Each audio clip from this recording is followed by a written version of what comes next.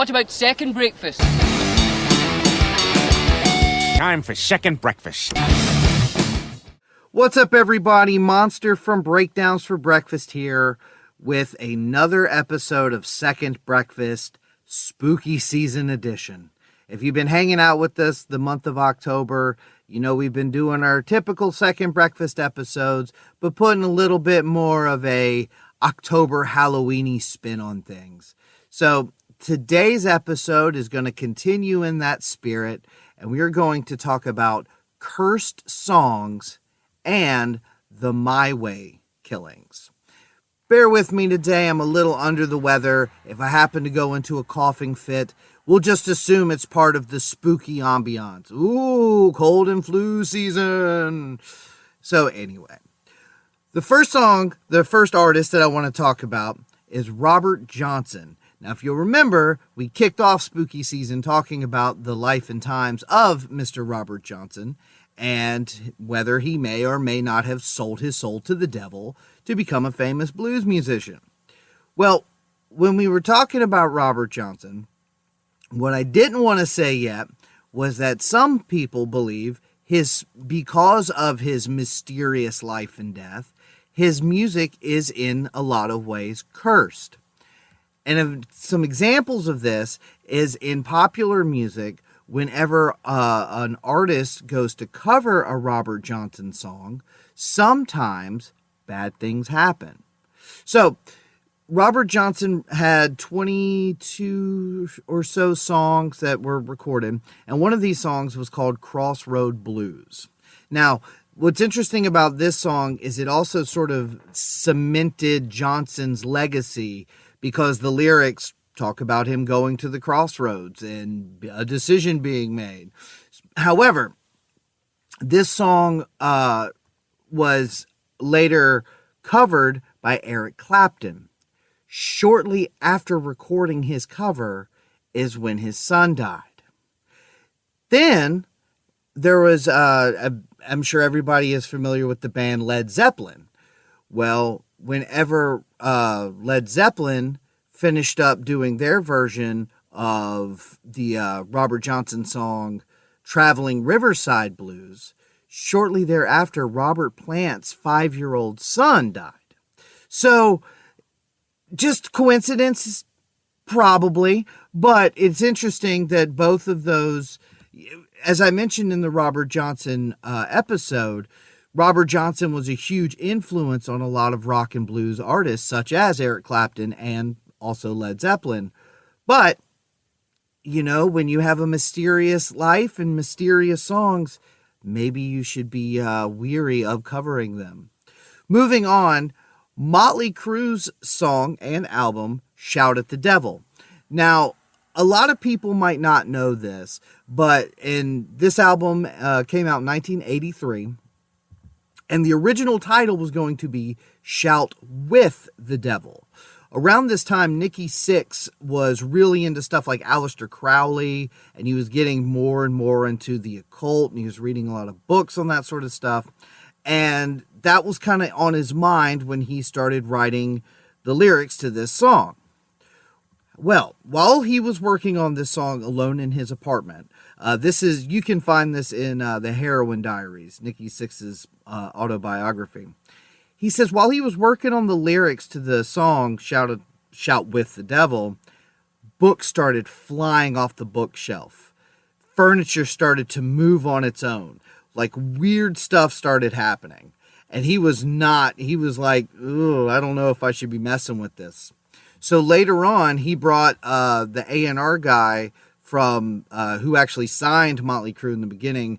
I'm going to butcher his name. It's like Tom Zutaut, it's Zutaut, so whatever.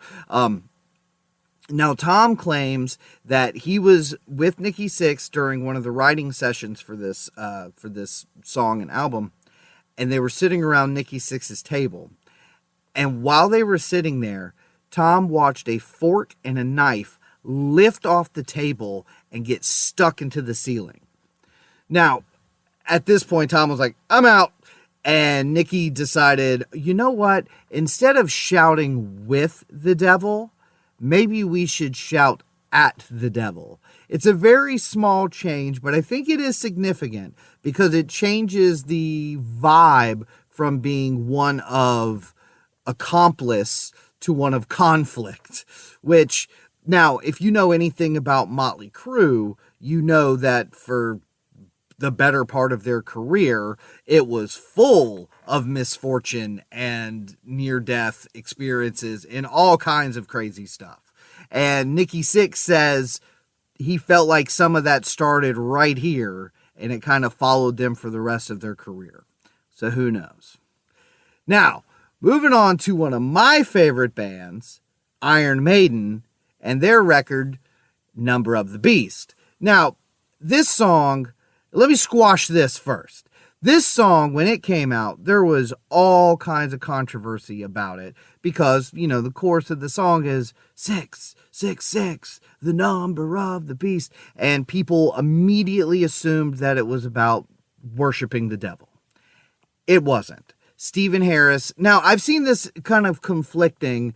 I've seen some reports say that Stephen Harris wrote the lyrics in the song after he had a dream, a bad dream after watching the movie. He either watched Omen or Damien the Omen 2, and I'm not sure which one.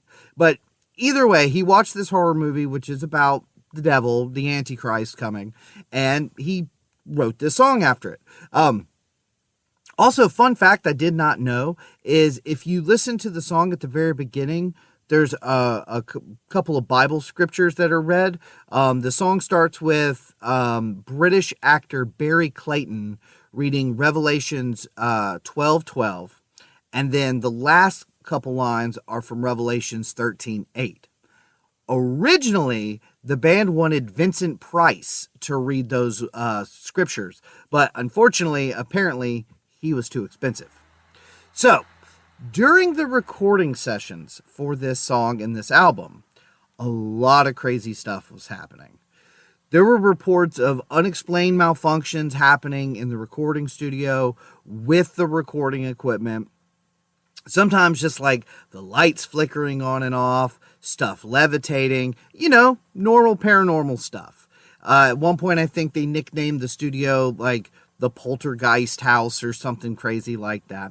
And they, could it just be electrical wiring problems? Sure, maybe. But here's a really, really creepy part. After completing the mix for the song, Number of the Beast, producer Martin Birch got into a car accident. Now, thankfully, nobody was hurt in this car accident. But he crashed his vehicle into a bus full of nuns. Nuns! First of all, a bus full of nuns sounds kind of scary to begin with. But the fact that, anyway. So, thankfully, like I said, nobody got hurt. However, just to make this story even more crazy, after Birch received, a couple days later, he had to get his car worked on. A couple days later, he receives the bill for the auto repair. And the bill came out to £666. Now, because of what had happened during the recording of the song and because of everything else, Birch was like, nuh-uh, I will not pay that amount. Round it up. And he paid $667 because he absolutely refused to do it. Now, again, is this true? Is it just, fuel the flame? Possibly, because Steve Harris has gone on. If you don't know, Steve Harris is the bass player for Iron Maiden, and he wrote a lot of the music and a lot of the lyrics.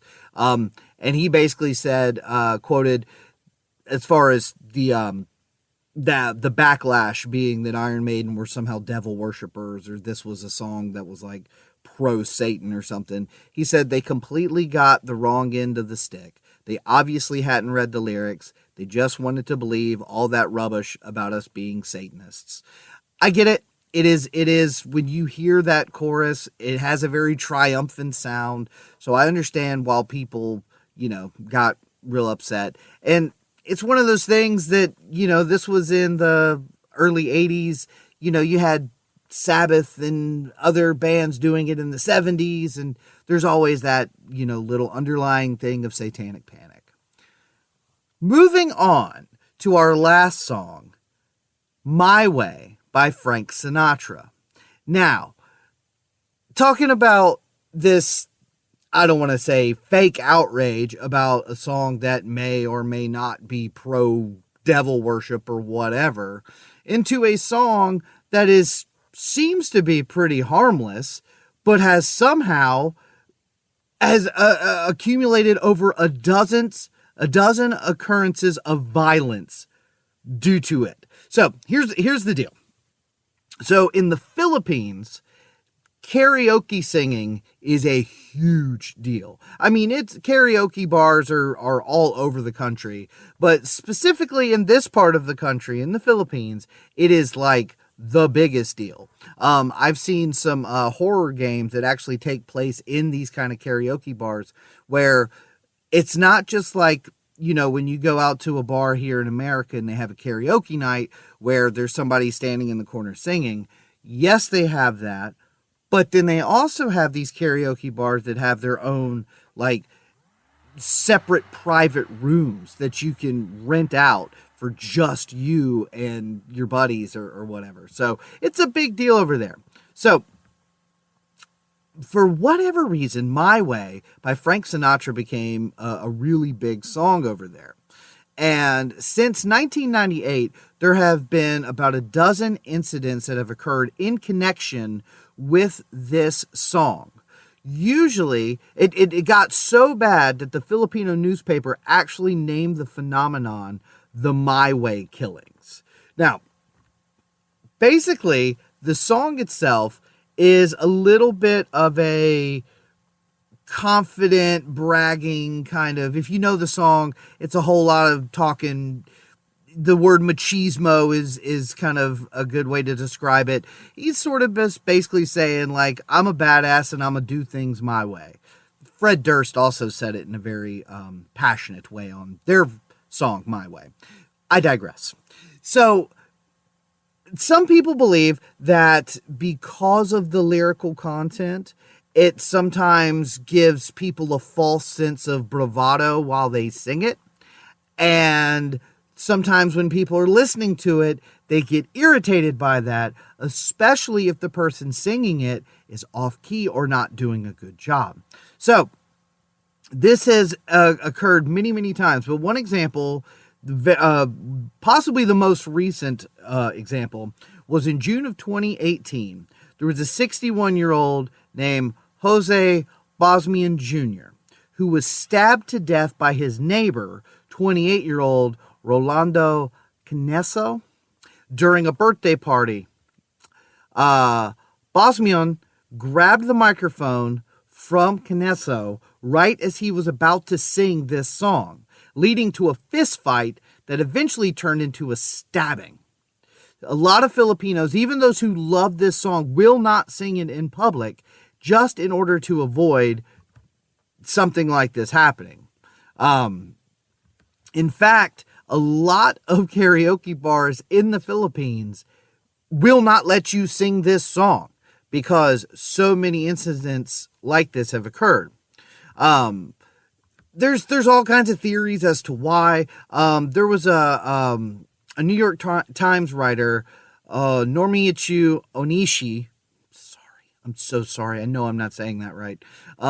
He said that the killings might be the natural byproduct of the country's culture of violence, drinking, and machismo. Violent attacks occur frequently in the Philippine karaoke bars, with fights often sparked over breaches of karaoke etiquette, such as laughing at other performers, performing the same song twice, or hogging the microphone.